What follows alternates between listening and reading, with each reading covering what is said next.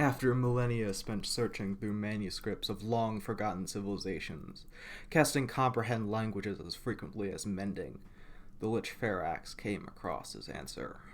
The divine artifact that could ascend him to godhood lay frozen in the icy ruins of Osteria. He traveled for months upon months, his minions endlessly digging through solid ice. When at last he reached the treasure room, the presence of an Sphinx met him at the door.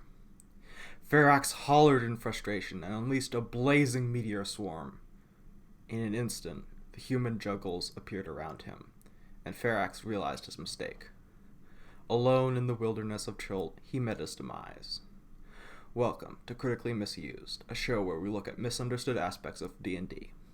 On this episode, we'll be covering the protectors of holy artifacts and sites, Celestial Guardians. Before we discuss what Celestial Guardians can look like, we should remind ourselves why they exist in the game.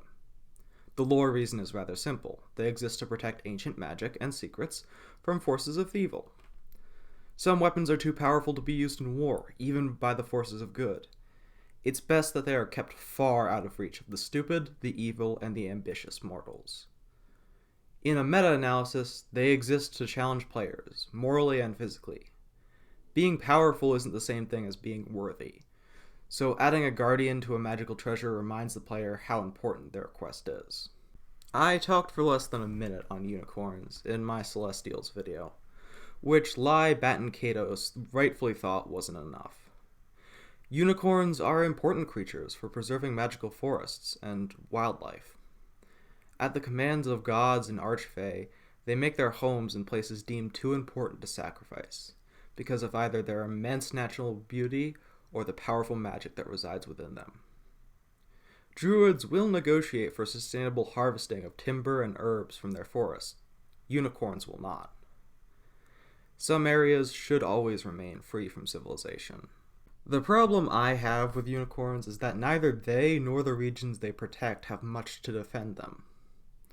Their regional effects will seek to calm all within and protect those who are good aligned.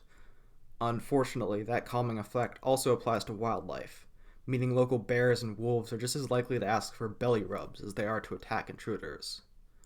Though the unicorn can grant animals advantage on stealth and extinguish open flames within the area, the only way it can actively protect its territory is by itself. Even then, unicorns struggle in a fight. They're CR5 and a weak CR5 at that, with most of their magic going towards healing instead of damage. Though they have access to powerful spells like Pass Without a Trace, they don't have the allies to make effective use of it. My conclusion is that unicorns are meant to conserve an already defended area, not defend the area themselves. If you want a unicorn to defend its territory, count on the Forest Master, who can rally animal allies and create barriers to protect them. He was released in Monstrous Compendium Part 2, which you can get from D&D Beyond without paying Hasbro a cent.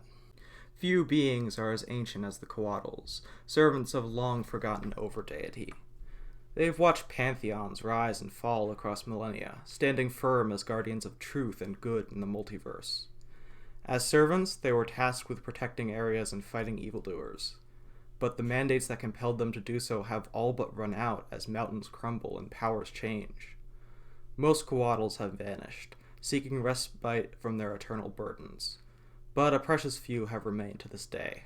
Coatls are in no shape to protect treasures anymore, but they can still protect their vast amounts of magical knowledge. Though they cannot lie, they can still mislead and refuse to discuss information. But if you win their trust through truth and good, they might share with you a fraction of their endless pool of knowledge. Many have been isolated since their god died, watching over holy sites instead of seeing the world, so their recollection of recent events won't be perfect.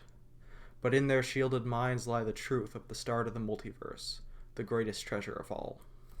The strongest Celestial Guardian, whose power I teased you with at the start of this video, is the Sphinx. Though it appears that the female Sphinxes, known as Gynosphinxes, are weaker than their male relatives, both sexes have access to the greatest magic of all, chronomancy.